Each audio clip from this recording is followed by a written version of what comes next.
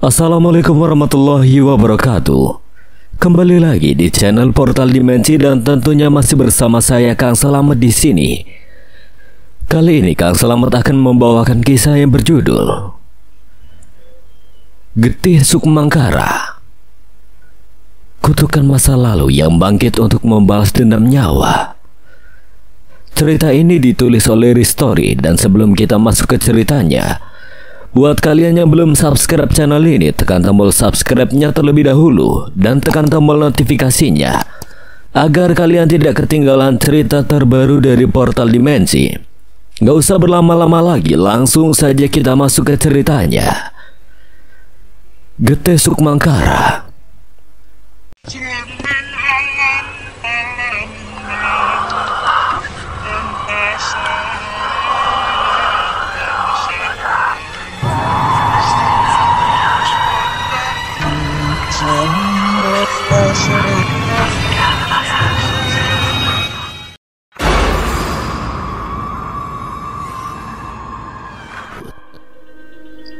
Alas Gondomayang bukanlah tempat untuk manusia berkeliaran di sana.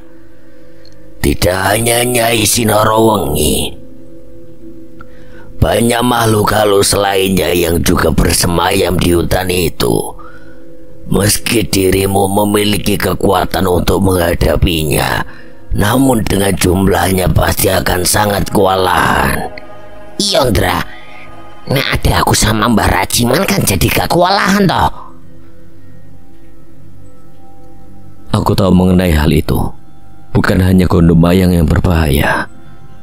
Aku merasa ada sesuatu yang kini berkeliaran di desa ini. Aku khawatir hal buruk akan terjadi jika tidak ada yang tetap di sini. Mahendra mengingat genangan air yang menghiasi desa. Meski hujan tak tampak, pasti ada sesuatu di balik ini semua. Reza ingin membantah, tapi akhirnya ia menunduk. Ia tahu Mahendra tidak pernah bicara tanpa dasar, dan firasatnya selama ini tidak pernah meleset.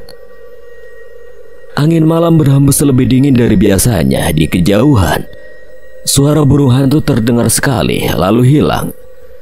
Dan langit di atas desa perlahan diliputi kabut tipis yang turun tanpa suara. Sesuatu sedang bergerak, dan mereka harus bersiap. Malam menggantung berat di langit alas Gondomayang ketika Mahendra dan Mas Paijo melangkah pergi meninggalkan rumah Mbah Rajiman. Sebelum benar-benar melangkah ke dalam kegelapan, Mahendra menepuk bahu Reza. Apapun yang terjadi di sini, jangan gegabah. Jaga Mbah Rajiman. Jangan bertindak berlebihan. Reza hanya mengangguk. Ada sesuatu dalam suara Mahendra yang membuat malam itu terasa berbeda. Di rumah tua itu, Reza dan Mbah Rajiman duduk di beranda. Lampu templok menggantung lemah di tiang bambu. Cahayanya menari di permukaan tanah seperti arwah yang gelisah. Diam, hening. Hanya suara jangkrik yang bersautan. Namun kemudian suara lain menyusup, samar. Mengalun gending gamelan Jawa, pelan dan mendayu seperti dimainkan dari tempat jauh, tapi terasa dekat di telinga. Mbah Rajiman sontak berdiri dari duduknya, matanya membelalak, wajahnya memucat. Seketika tubuhnya tampak lebih rentan dari sebelumnya. Mbah, suara apa itu? Apa ada yang punya hajatan malam-malam begini? Mbah Rajiman menggeleng perlahan. Napasnya memburu, ia tak menjawab. Langkahnya tergesa menyusuri jalan setapak di depan rumah. Reza yang kebingungan terpaksa mengikutinya dari belakang. Mbah, tunggu. Ini ngopo toh? Suara gamelan aja kok sampai segitunya. Namun tidak ada jawaban. Mereka terus berjalan. Suara gamelan semakin jelas. Kali ini ada iringan kendang yang menggebuk perlahan. Seolah alunan itu menarik jiwa mereka menuju tempat asalnya, ke satu tempat yang seharusnya tak bersuara. Makam desa. Dan benar, begitu tiba di pemakaman, pemandangan aneh menyambut mereka. Dari tengah pusara yang diselimuti kabut tipis, tampak siluet seseorang bergerak di bawah cahaya rembulan. Ia menari. Lenggak-lenggok tubuhnya begitu halus, namun ada sesuatu yang janggal. Topeng merah menutupi wajahnya dengan senyum licik yang membeku dan sorot mata yang tajam meski tak bernyawa. Tidak mungkin. Itu siapa, Mbah? Maharajiman tak menjawab, matanya terpaku pada sosok itu. Tubuhnya bergetar, lututnya hampir lemas. Penari topeng Angkara Sukma. Maharajiman seperti menyebut nama arwah lama yang seharusnya tidak dipanggil kembali. Aku berdiri di bibir hutan yang dipenuhi pohon besar bak raksasa tua. Warga desa ini menyebutnya Alas Gondomayang, tempat yang hanya dibicarakan dalam bisik-bisik ketakutan. Di sampingku, Mas Paijo tampak menelan ludah, seolah mencoba mengumpulkan keberanian sebelum melangkah lebih jauh ke dalam hutan yang diselimuti aura kelam itu. Maaf ya, Mas. Mas Paijo menoleh, matanya menyipit heran. Maaf, Potondra. Perasaan kamu gak ada salah apa-apa. Kok tiba-tiba malah minta maaf? Maaf karena bikin Mas Paijo harus menuntun aku ke tempat mustika itu berada. Aku tahu ini bukan hal mudah. Mas Paijo tertawa kecil meski aku tahu tawa itu hanya topeng untuk menutupi ketakutannya. Harusnya aku yang berterima kasih sama kamu. Sudah jauh-jauh dari Gunung Kidul ke sini untuk membantuku. Aku tersenyum tipis, namun perasaan bersalah tetap saja merasuki dada. Wes ora usah dipikirno. Ini memang jalan yang sudah digariskan oleh Gusti Allah. Masalah berhasil atau enggaknya, kita pasrahkan semua padanya. Kata-katanya seperti api kecil yang menyulut tekadku. Kami saling mengangguk, lalu mulai melangkah ke dalam Alas Gondomayang.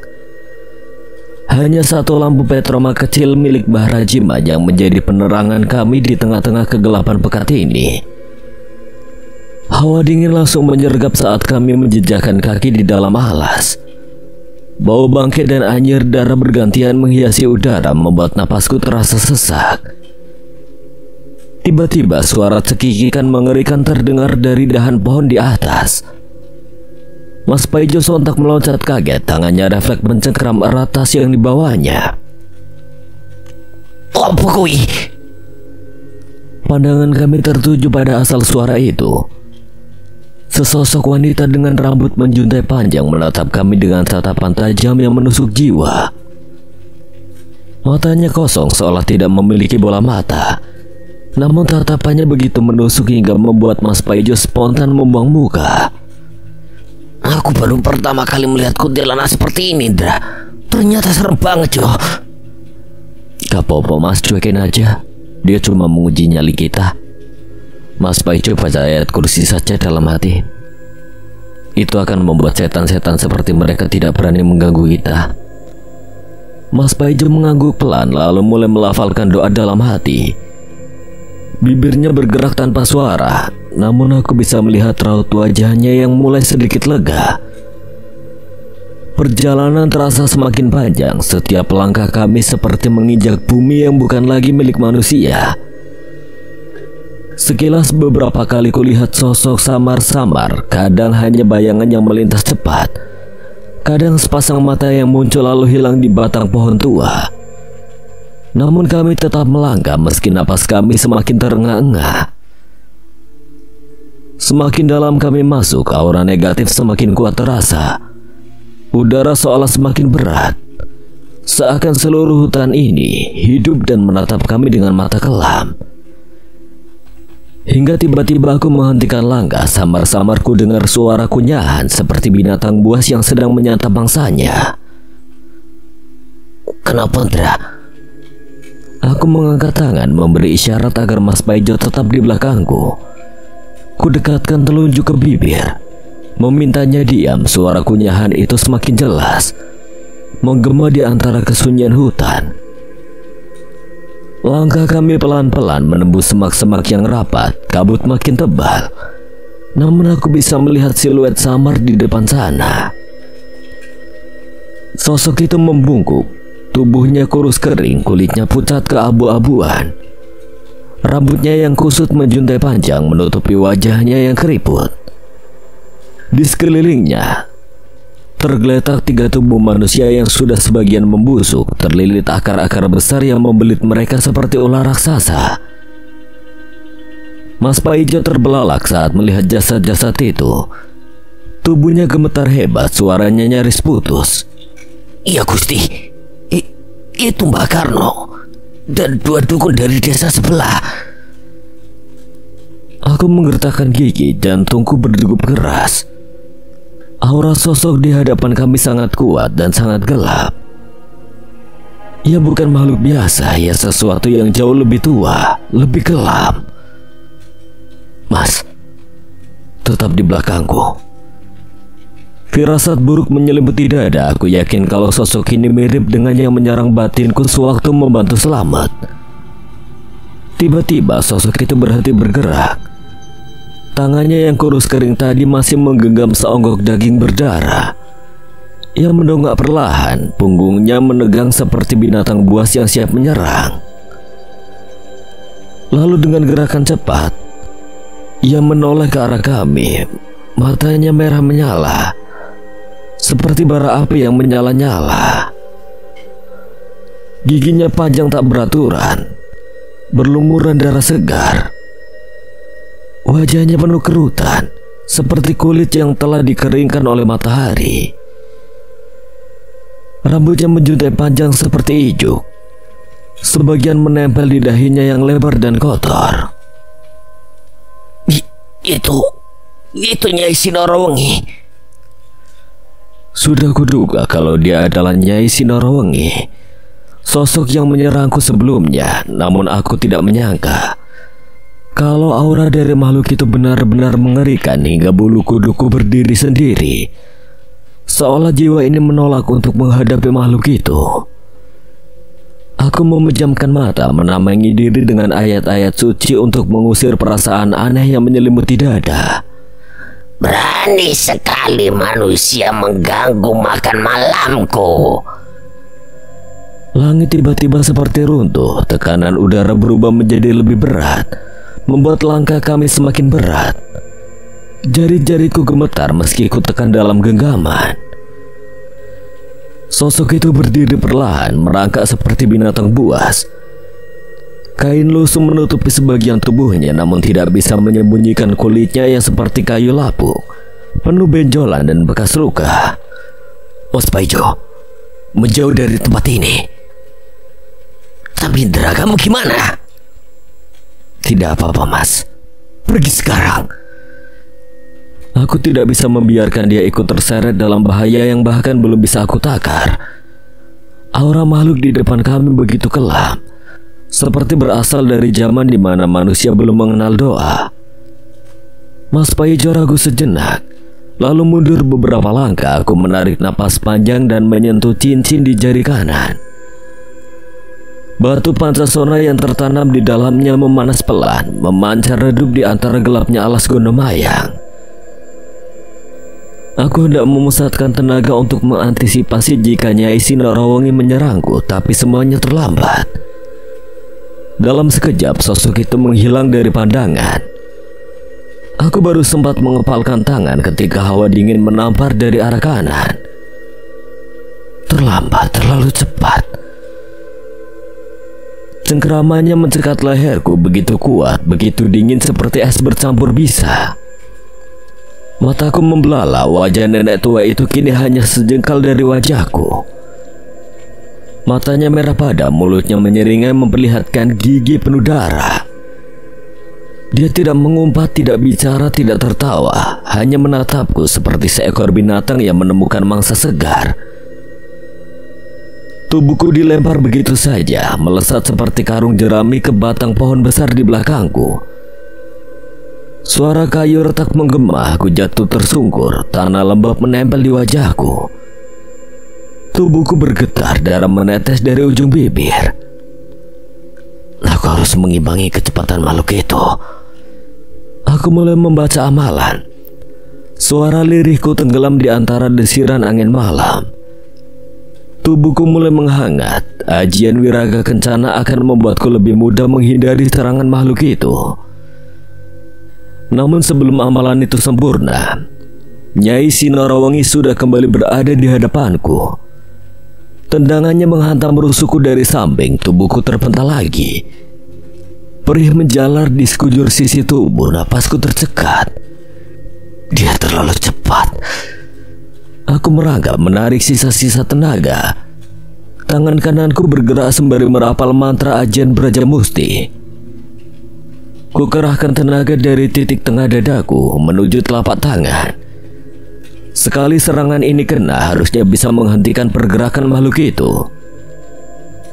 Namun lagi-lagi belum sempat ku lepaskan energi itu. Tubuhku terangkat lagi.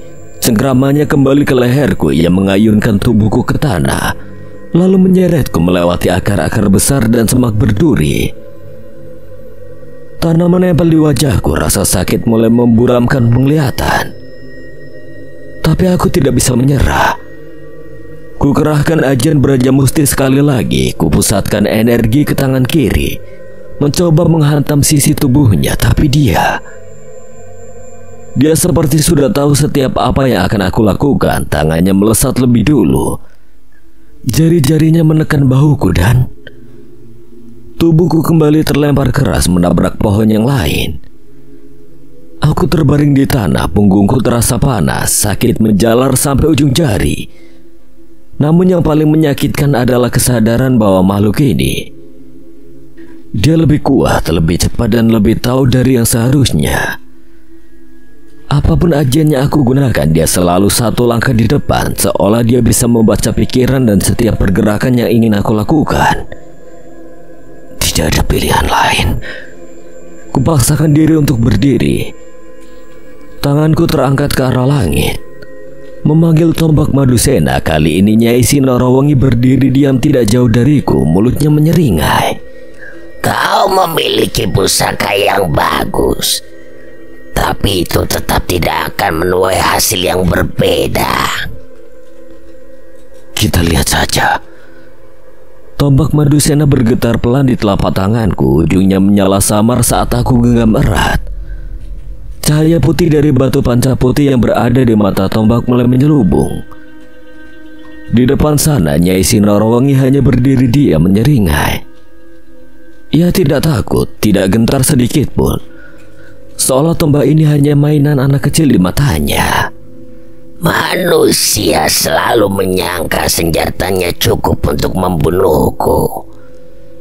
Mata nenek tua itu bersinar merah. Perlahan asap hitam mengepul dari sekujur tubuhnya. Getaran tanah di sekeliling kami makin terasa. Aku membaca mantra ajian pengikat raga untuk menghentikan pergerakannya. Perlahan lingkaran cahaya muncul mengikat tubuhnya Sinorowangi. Dengan ini kau tidak akan bisa bergerak lagi. Ajian receh seperti ini tidak akan bisa menahanku.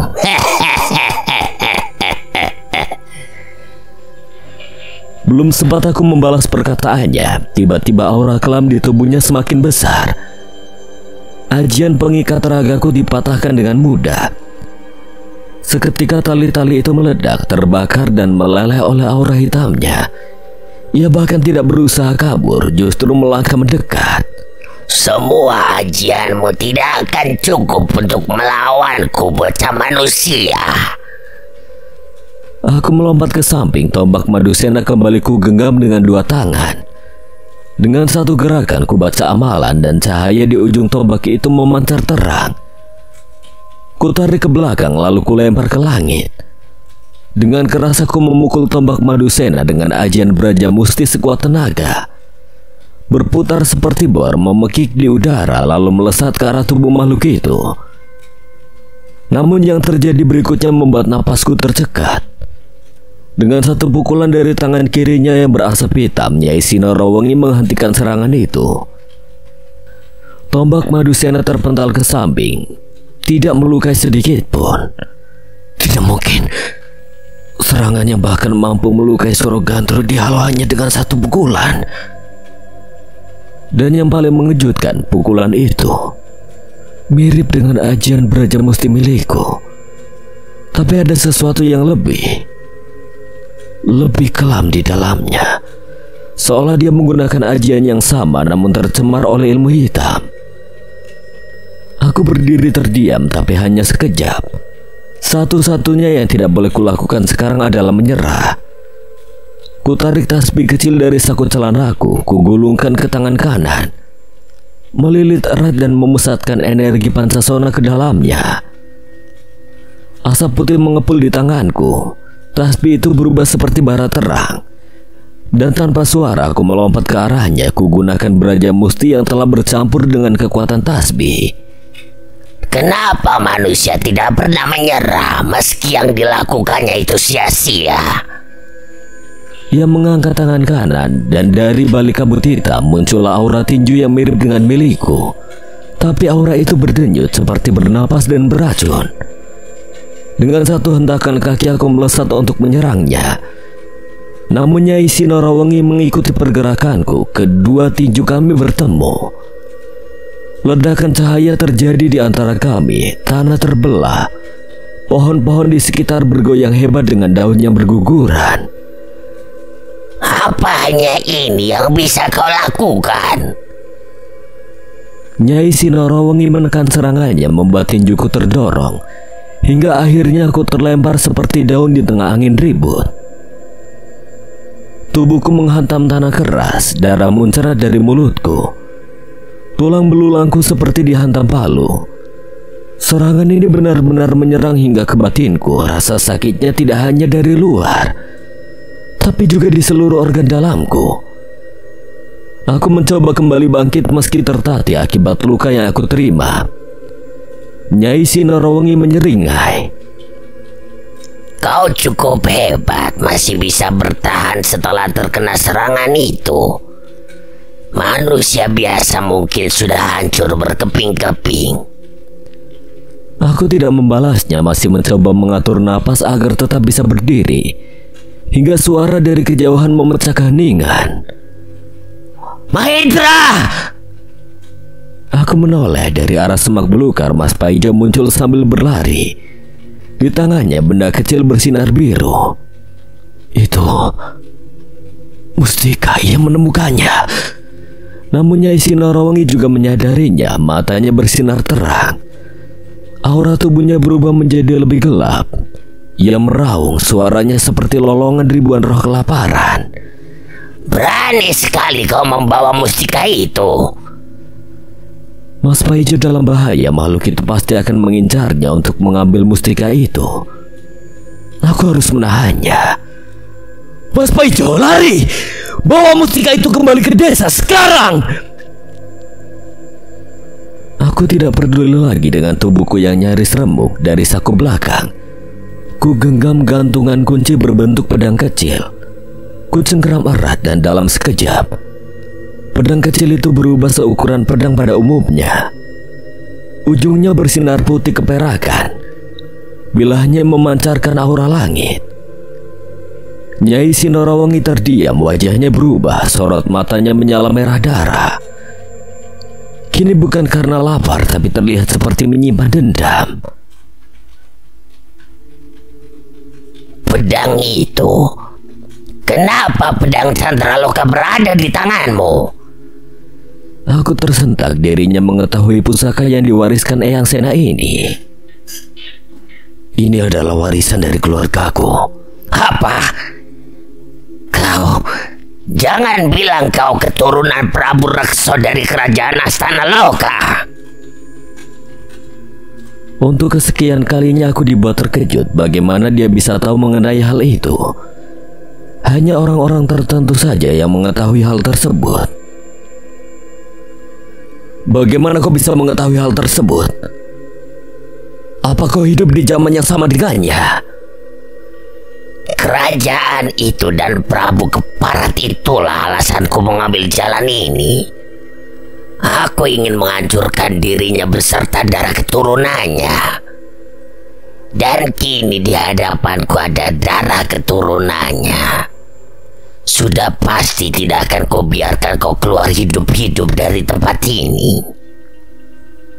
Nyai Sinorowangi melesat ke arahku. Serangan demi serangan darinya kembali menghantamku.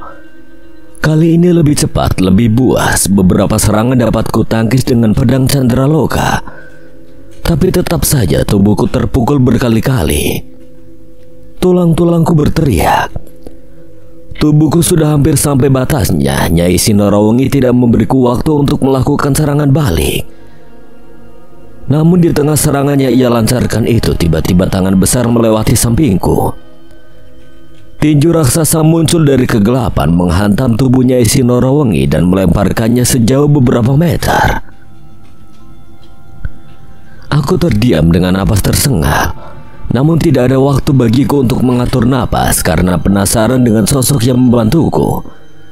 Aku membelalak sekaligus senang saat merasakan aura yang tidak asing bagiku. Dari balik bayangan pohon, suara berat yang tidak asing terdengar.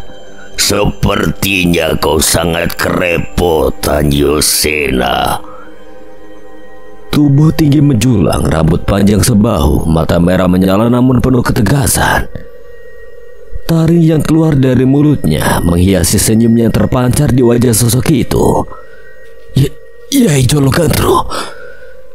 Ya, tidak salah lagi. Itu adalah Jologantro, sahabatku dari ras Buto, pemimpin dari alas Buto Ringin.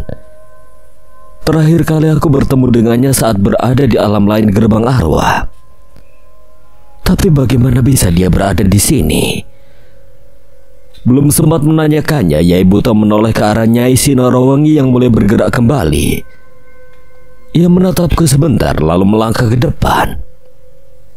Pergilah, Sena, aku yang akan menahan demit nenek Etan itu. Tapi Yai, makhluk itu...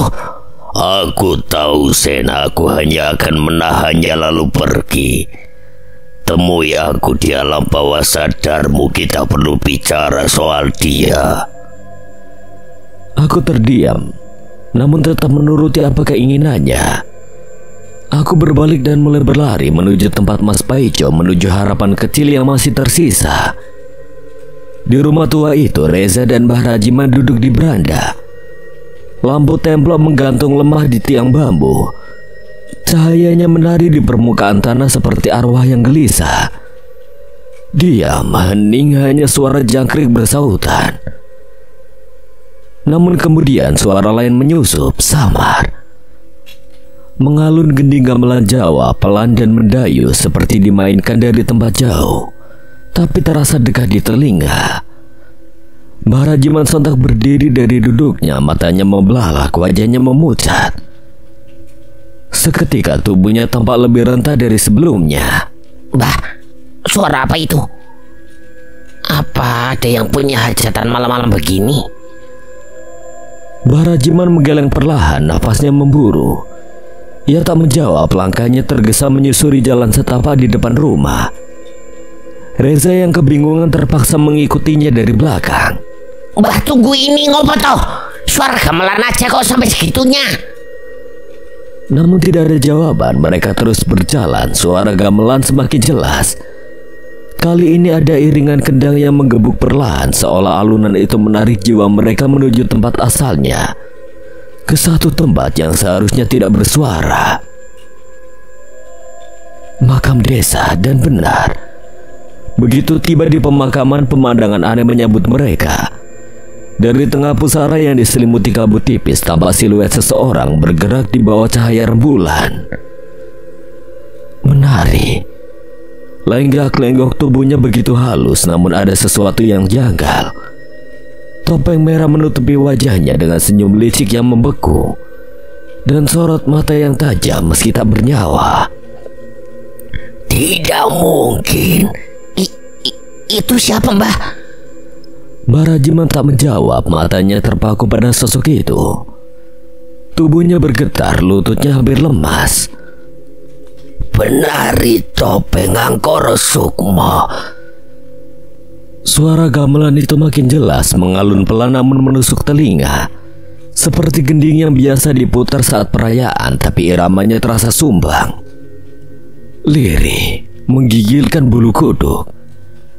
Reza dan Mbah Rajiman berdiri di tepi pemakaman desa di hadapan mereka. Penari topeng itu masih bergerak pelan, menari dengan langkah-langkah aneh di atas batu-batu nisan. Lonceng-lonceng kecil di kakinya berbunyi tiap kali ia melompat dari satu makam ke makam lain. Tidak mungkin ini terjadi. Reza semakin bingung. Ia masih belum mengerti apa yang dimaksud penari topeng Angkoro Sukmo. Mbah, penari itu siapa toh? Jam segini menari di kuburan. Oh, sing mati pengen tenang lah, ini malah diganggu. Nanti kalau pada bangun terus ikutan menari piye? Itu memang tujuannya. Penari itu sedang melakukan ritual membangkitkan jasad-jasad yang ada di makam ini. Maksudnya, Mbah? Mbah Rajiman menghela napas panjang. Sorot matanya tidak berpaling dari penari itu, seolah takut kehilangan pandangan jika ia mengedip sekalipun. Dia adalah sosok yang dulu hampir menghancurkan desa beserta seluruh warganya. Penari topeng dari Trasuk Mangkara. Tarian yang menari di atas kematian dan membangkitkan jiwa-jiwa mati untuk menjadi pasukan Sukma terkutuk. Reza terdiam, terlintas dalam ingatannya sewaktu ia dan Kuncoro disuruh Mbah Arya membantu Mas Paijo mengatasi gangguan di pabrik terbengkalai. Dia sempat mendengar kalau Mbah Arya pernah membantu Mas Paijo dari kehancuran desa Rogowetan.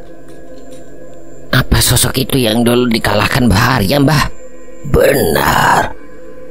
Aku sendiri yang melihat bagaimana mengalahkannya.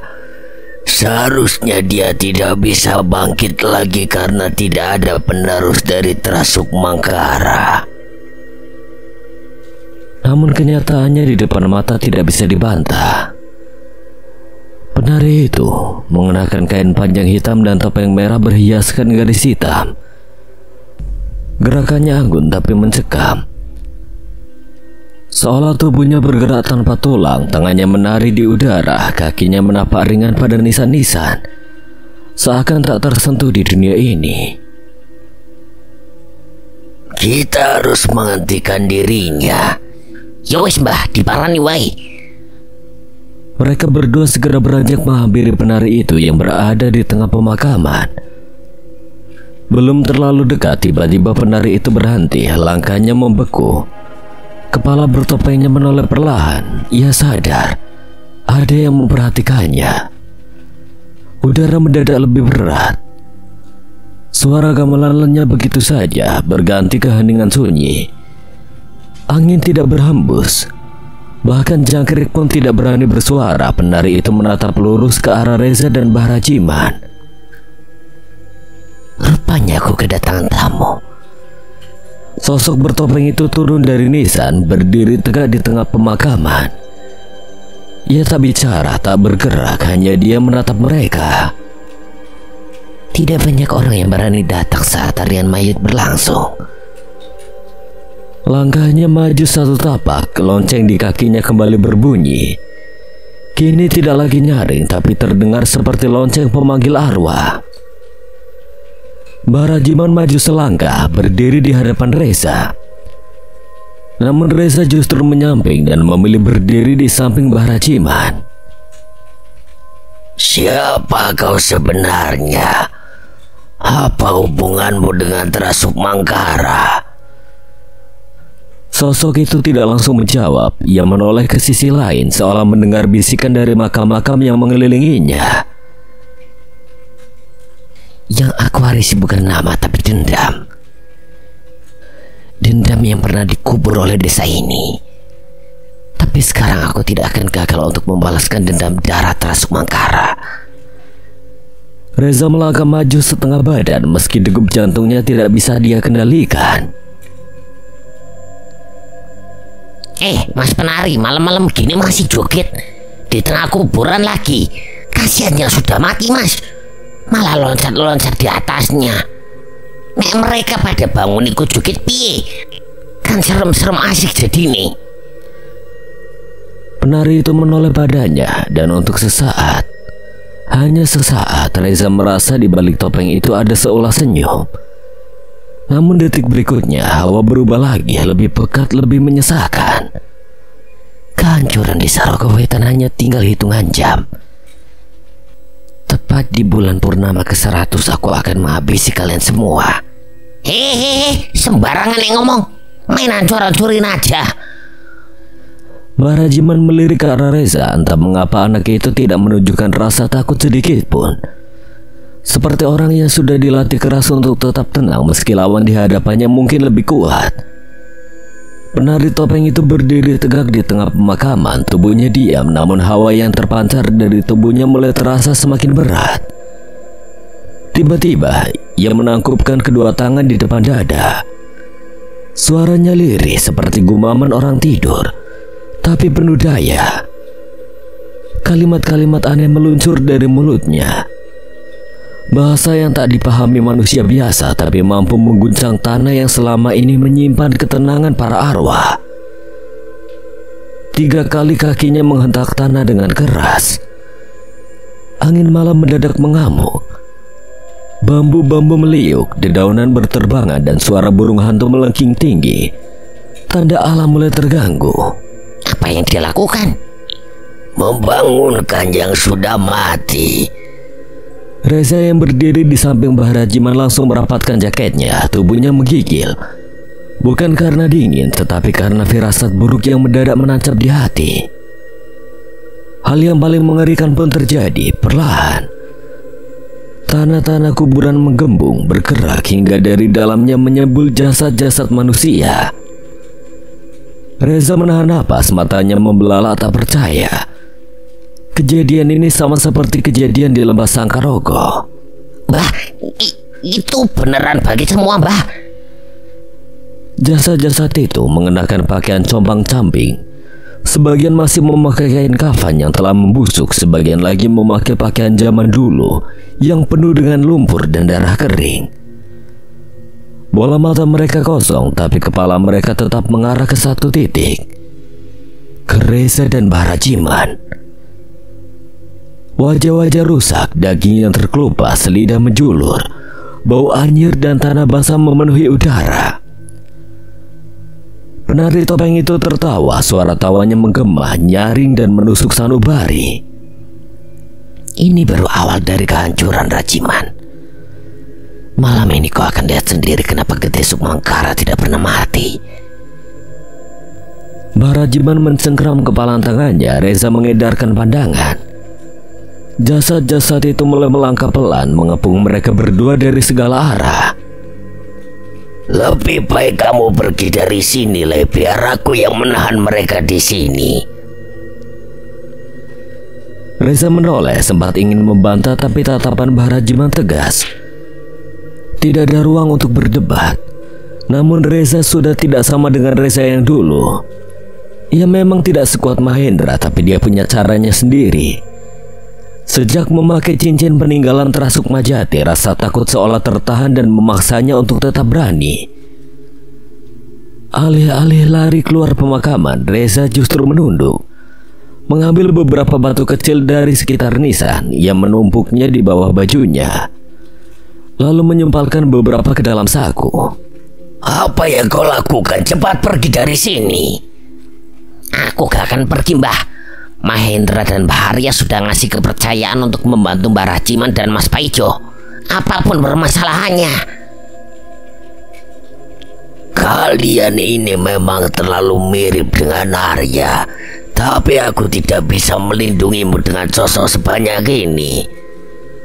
Rezanya membalas dengan anggukan. Ia lebih percaya diri sekarang, tak gentar meski tergantung situasi. Penari topeng mendadak ia mengangkat tangannya dan seperti kabut. Tubuhnya menghilang meninggalkan pasukan jasad bangkit itu mengepung Reza dan Bahrajiman.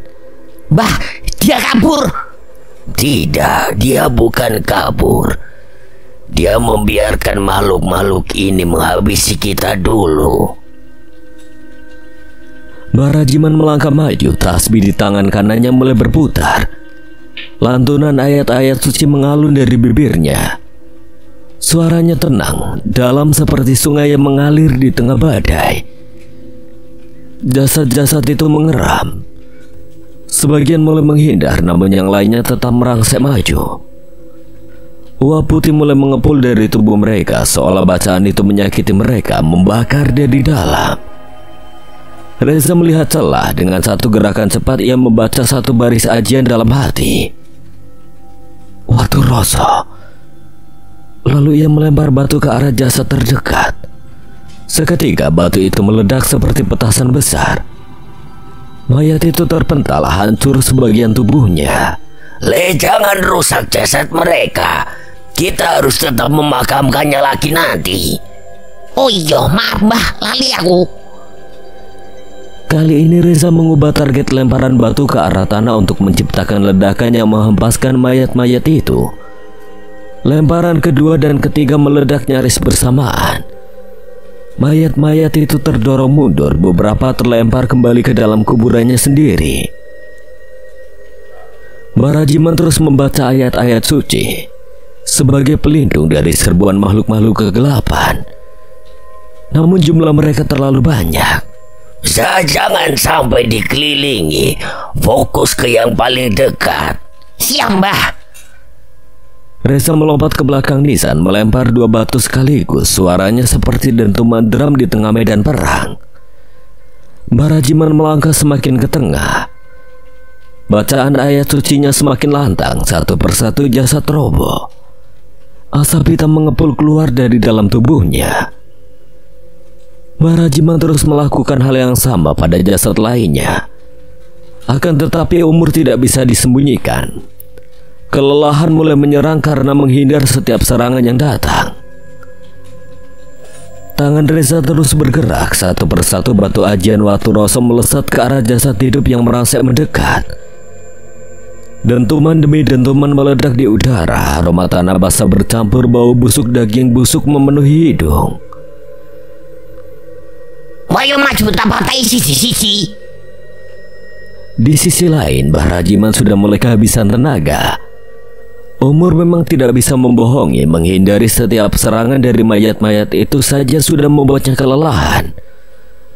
Bacaan ayat-ayat suci yang tadinya menggelegar kini terdengar lirih.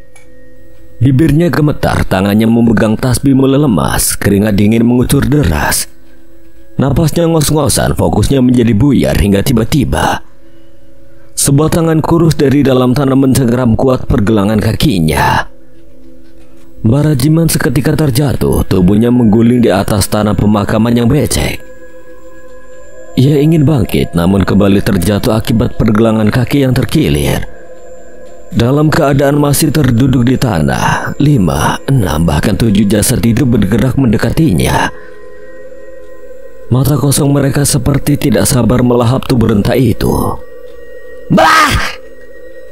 Teriak Reza panik, napasnya tercekat, tangannya berhenti bergetar.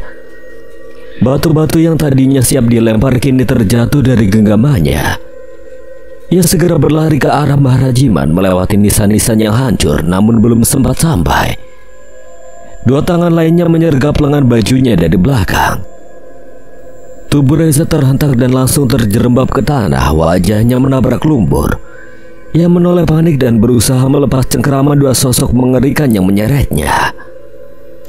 Mayat-mayat yang masih berbalut kain kafan. Lepas ke ora, nek ora tak remuk ke dasmu. Tapi kekuatan mereka seperti besi tua berkarat. Keras dan mengikat, matanya melirik ke arah Barajiman. Jasad-jasad itu membentuk lingkaran.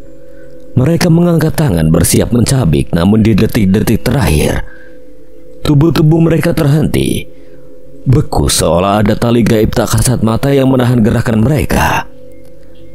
Reza terdiam, bahkan dua sosok yang menggenggam lengannya pun lepas begitu saja.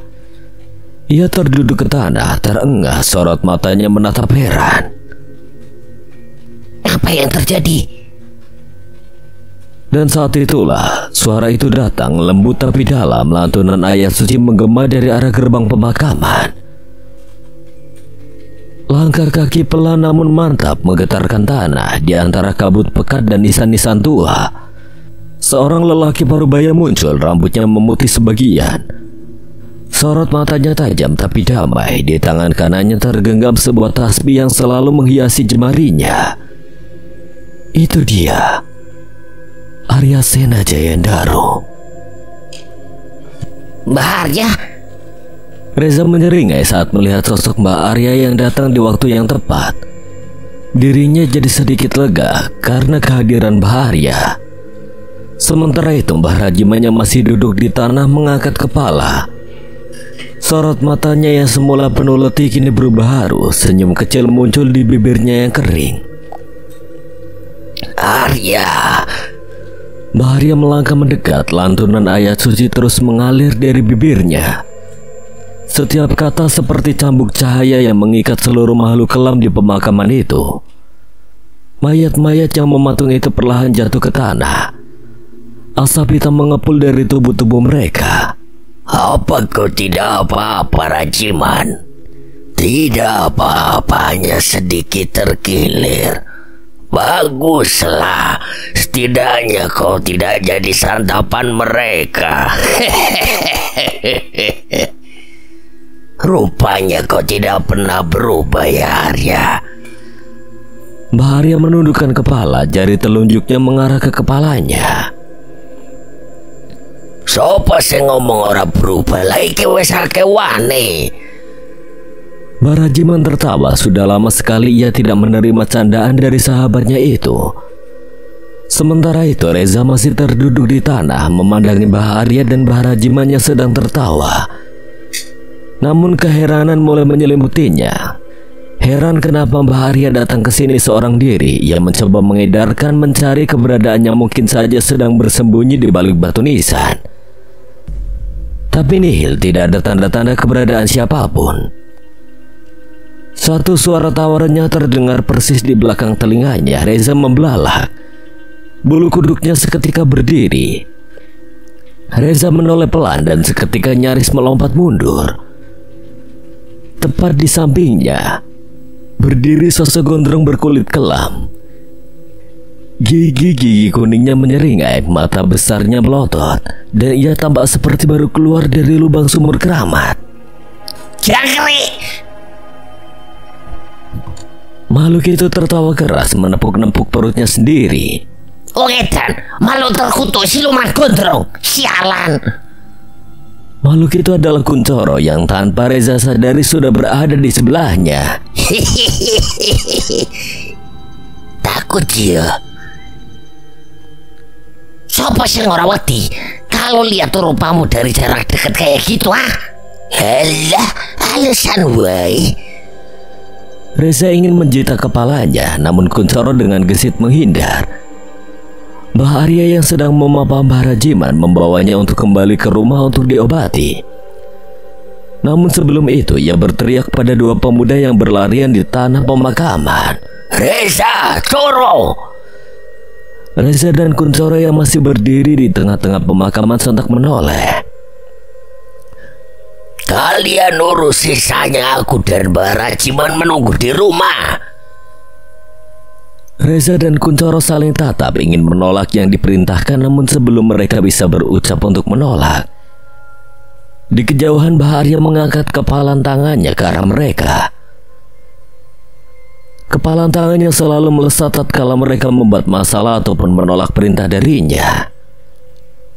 Laki-laki pemakaman Coro, sama kayak waktu di Lembah Sangkarogo. Kuncoro hanya menyeringai, gigi kuningnya tampak berbaris tak rapi.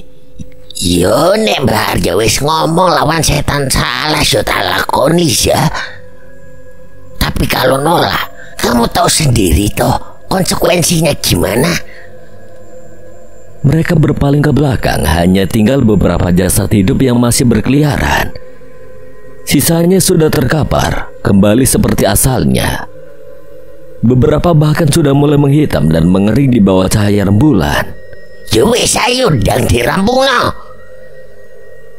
Dengan sigap Reza mengumpulkan batu-batu kerikil ajian Watu Roso kembali menyala dari tangannya. Lemparan demi lemparan menghantam tubuh para jasad. Sementara Kuncoro mengumpulkan jasad-jasad yang sudah terbujur di tanah. Setelah semua tenang, Reza duduk di atas nisan sambil mengusap wajahnya yang penuh peluh. Sekarang gimana kita nguburinya lagi? Aku gak tahu siapa saja nama-namanya. Wes masukin sembarangan wes ya. Yang penting dikuburin lagi daripada dibiarin seperti ini. Ngawur kamu Coro. Nanti kalau keluarganya siara, tapi gak taunya yang di dalam makam bukan keluarganya piye? Oh iya ya, nek ngono satu-satunya cara kita harus tanya Mbak Rajiman atau warga desa saja. Reza mengangguk. Mereka menyembunyikan jasad-jasad itu di balik gundukan tanah, lalu beranjak menuju rumah Mbah Rajiman. Di teras rumah Mbah Rajiman suasana berbeda. Mahendra terbaring di kursi panjang dari rotan. Tubuhnya penuh luka lebam, robekan kecil di dahi dan pundak, dan napasnya masih tersengal. Mas Paijo dengan telaten mengoleskan minyak kayu putih di pelipisnya, sambil sesekali menempelkan ramuan daun jarak ke luka memar di lengannya. Kamu itu mirip Mbah Haryandra, nekat kalau sedang menolong seseorang. Mahendra tak membalas, ia hanya tersenyum. Tubuhnya terasa begitu lemah, setiap gerakannya menciptakan rasa sakit yang membuatnya seketika meringis. Tak lama dari arah jalan desa, langkah kaki terdengar. Mbah Arya dan Mbah Rajiman tiba. Wajah keduanya langsung berubah saat melihat keadaan Mahendra. Kamu kenapa, Sena? Mbah Rajiman bahkan menahan napas melihat wajah Mahendra yang pucat. Dia bertarung lawan Nyai Sinorowengi. Lah bocah semprol.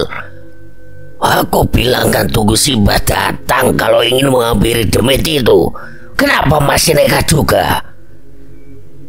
Aku kesana cuma ingin mengambil mustika sendang, Mbah. Tapi apesnya malah ketemu sama Nyai Sinorowengi. Mbah Rajiman dan Mbah Arya saling pandang. Aura khawatir tergurat jelas di wajah mereka. Tapi Mahendra, meski tubuhnya lemas, masih menunjukkan satu hal: keyakinan. Lalu bagaimana? Apa kalian berhasil mendapatkannya? Mas Paijo mengeluarkan sebuah benda dari saku celananya. Mustika berwarna biru itu berpendar samar dalam genggamannya. Cahayanya lembut tapi berdenyut seperti nadi hidup. Ada aura berat namun menenangkan yang keluar dari batu itu. Ini Mbak, mustika yang diambil dari para dukun yang menjadi korban Nyai Sinorowengi. Jadi ini mustika yang selama ini menahan Nyai Sinorowengi di alas itu. Mbah Rajiman mengangguk pelan, matanya tajam menatap benda itu. Benar, seingatku namanya mustika Sinoroweti. Sebuah pusaka tingkat kawisayan, wujudnya sederhana tapi kekuatannya bisa membendung iblis sekelas Sinorowengi. Mas Paijo masih menatap mustika biru itu dengan sorot mata penuh tanya. Ia menoleh ke arah Mbah Rajiman yang duduk bersila di depannya. Mbah, tadi si Mbah bilang kalau ini pusaka kawisayan. Maksudnya apa toh, Mbah? Mbah Rajiman tidak langsung menjawab. Dirinya menoleh ke arah Mbah Arya yang duduk di samping Mahendra. Mungkin Mbah Arya bisa menjelaskan dengan detail mengenai hal tersebut. Mbah Arya mengusap janggutnya pelan lalu menghela napas panjang. Tatapannya tidak langsung ke Mas Paijo, melainkan ke mustika itu yang kini diletakkan di atas daun pisang kering. Pusaka kawisayan. Bukan pusaka biasa, Jo. Dalam laku Kawruh Jawa, kita mengenal istilah tataran trikawisayan. Mahendra yang terbaring pelan-pelan mencoba menegakkan tubuhnya. Ia juga baru pertama kali mendengar istilah itu. Trikawisayan berarti 3 tingkatan kesaktian, 3 jenis pusaka, 3 tataran kekuatan dan mustika ini.